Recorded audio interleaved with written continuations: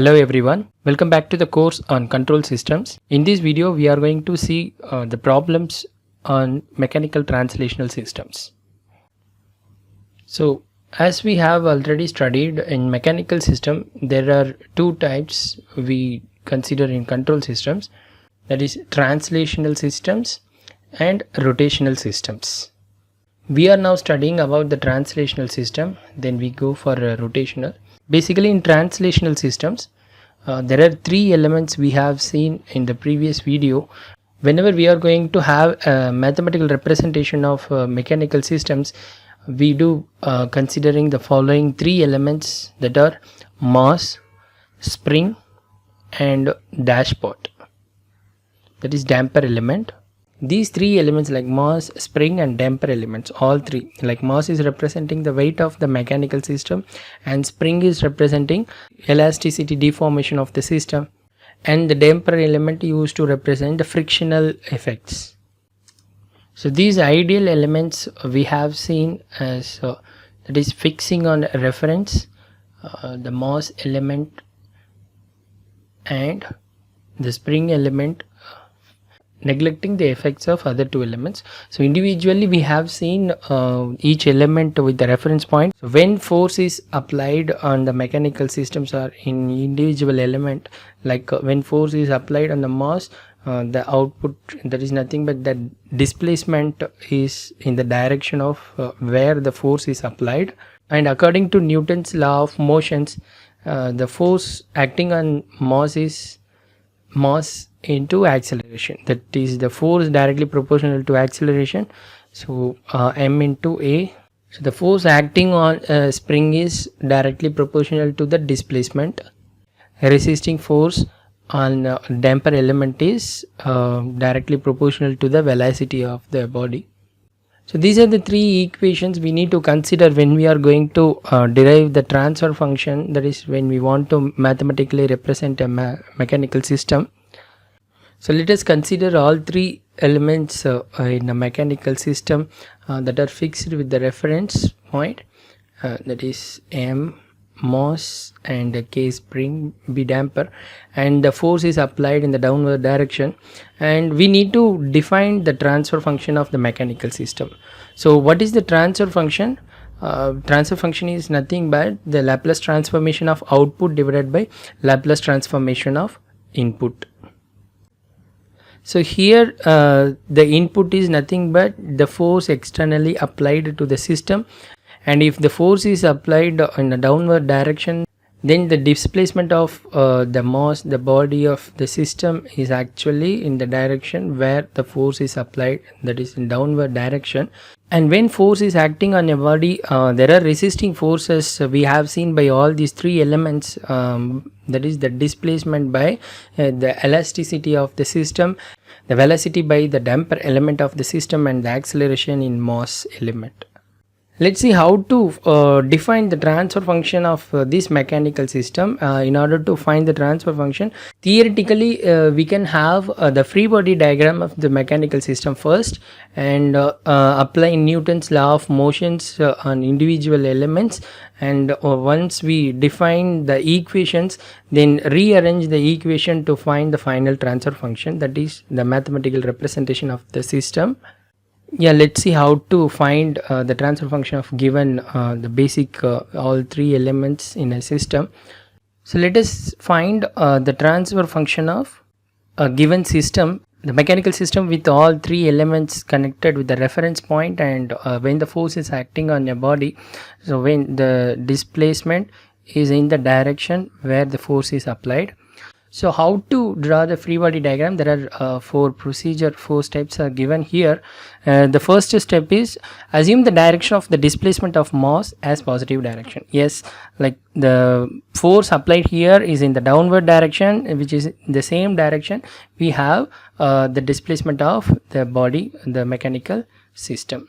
And next step is to find all the forces and its direction acting on the mass. So the number of masses in the mechanical system we consider as nodes. So taking the first mass, so the force is acting on the mass, let's say this is the mass, So the force acting, so the external force is actually in downward direction. So due to this external force in the mechanical system, there will be a resisting force because of the mass element, and the resisting force because of the spring, and resisting force because of damper. We know that these are opposing forces for the external force on the body. So the direction of these opposing forces can be shown opposite to the external force direction. That is the force due to mass and force due to spring and damper element. So when we draw this, we will easily know how to extract the equation, and how to put the sign of the equations, positive and negative signs. Here the third step is applying Newton's law of motions to express all the forces. Yes, we know already what is Fk is k into x. The resisting force due to damper element is b into dx divided by dt, and the resisting force due to mass is m into d squared x divided by dt square. Yes. So to find the transfer function, we do first extracting all individual forces acting on a body, that is external, and the resisting forces. And according to D'Alembert's principle, for any body, the algebraic sum of externally applied forces. The externally applied force here is F. This one, say f of t, and the forces resisting motion in any given direction is 0. So what are the forces resisting in the mechanical system due to mass? That is Fm. These, so the resisting forces here are the force by mass and by damper and by spring element. So the algebraic sum of all the forces are equivalent to 0. So writing the equation, what is the force, what is the resisting force on mass? M into d square dx divided by dt, because it is opposing force.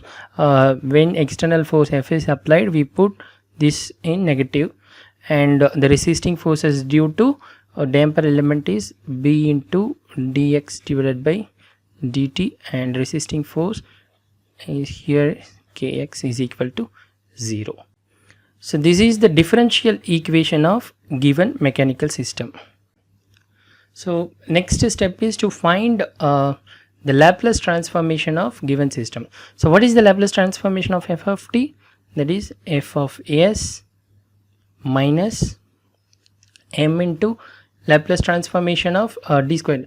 So we have already studied that Laplace transformation of the displacement, say x or x of t, is x of s, and Laplace transformation of the first derivative of the displacement, that is dx divided by dt, or dx of t we can say is s into x of s, and Laplace transformation of the acceleration, that is d squared x divided by, we can even represent this as d squared x of t divided by dt is a squared x of s. So writing the Laplace transform equations here, s square x of s minus b into Laplace transformation of this is s into x of s minus k into x of s is equal to 0, and we need to find the transfer function, that is the output is nothing but the Laplace transformation of output is x of s divided by the input, Laplace transformation of input. So we need to find x of s divided by f of s. So from the above equation, taking f of s and taking all negative terms right side, we write m s squared x of s plus b s into x of s plus k into x of s. So we have taken these negative terms right side, and so from this equation we do take the common terms, the input x of s commonly outside, so x of s into m a square plus bs plus k. So what is x of s divided by f of s, and so this comes here in the denominator and this goes to the left side, 1 divided by m s square plus bs plus k. So this is the transfer function of the mechanical system given here. So this is the basic example, the very simple example of the mechanical translational system considering all three elements. So let us see one more example of mechanical system. So here we have another example with two masses. So all these masses consider we as nodes in a mechanical system.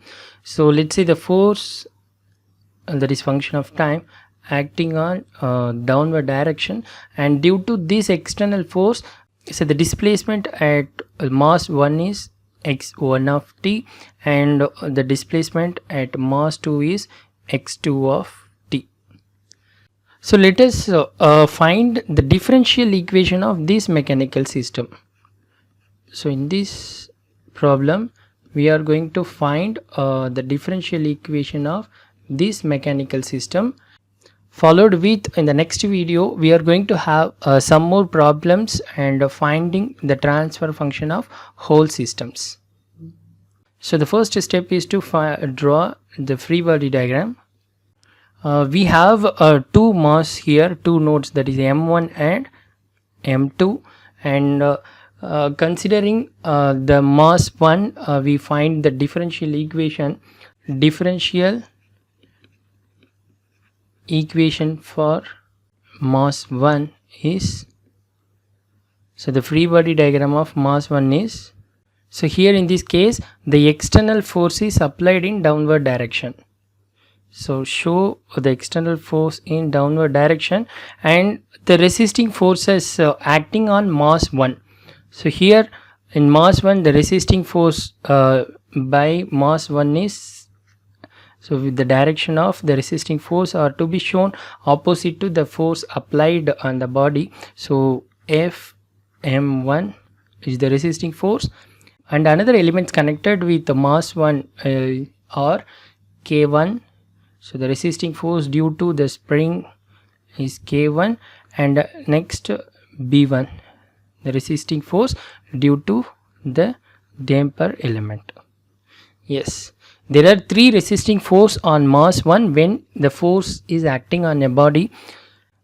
So this is F of t, and according to Newton's law of motion, here Fm1 is m1 into d squared x1 of t divided by dt squared and f k1. So in the previous lecture we have seen when there is a displacement on both the sides, say here x1 and here x2 on a spring element, the force is actually equivalent to k into x1 minus x2, the difference between the two forces. So in this case we are finding the differential equation for mass 1, and this spring K1 is actually interconnected with mass 1 and mass 2, and because we consider only mass 1, we can neglect the effect of the displacement x2 on spring K1. So writing the equation for mass 1 with the spring element K1 and the resisting force due to the spring K1 here on mass 1 is K1 into, so the spring stiffness spring coefficient, that is x1 of t, the displacement on mass 1, neglecting the displacement which is acting on mass 2, because here K1, the spring is interconnected between mass 1 and mass 2. So there is an impact of the displacement due to mass 1 and displacement due to mass 2.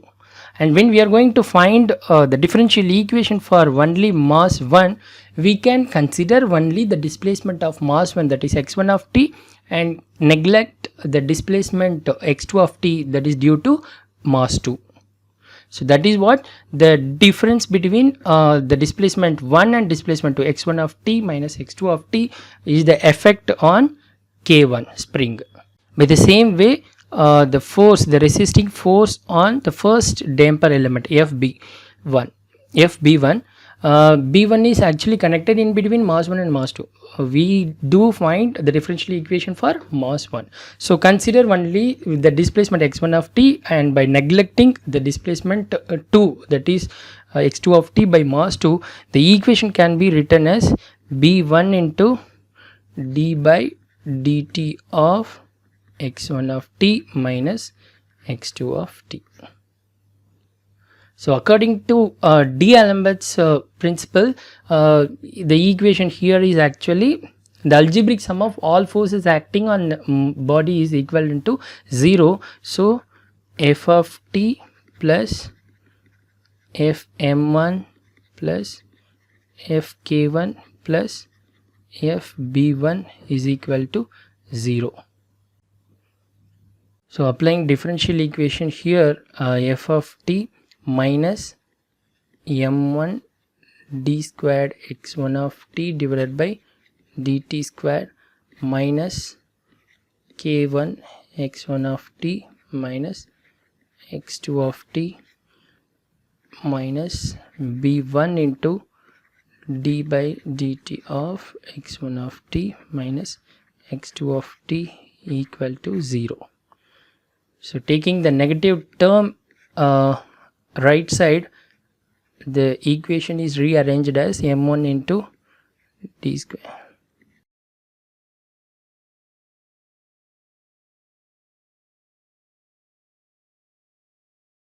So this is the differential equation of mass m1 given in the example, the mechanical system here.